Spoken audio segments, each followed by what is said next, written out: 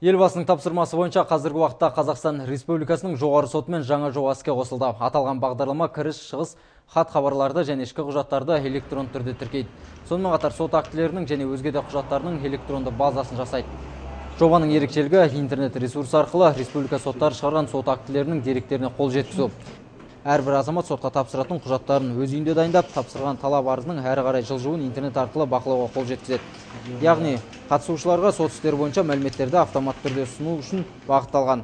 Сот құжаттарын тіркеп, бірыңғай автоматтандырылған ақпараттық технологиялар жүйесі арқылы судьяға бөледі. Сондай-ақ облыс және республика бойынша статистикалық есепті автоматты түрде жинақтайды. Осы күнге дейін Талдықорған қалалық сотымен 400-ден аса талон беріліп, сот актілері орындалып отыр.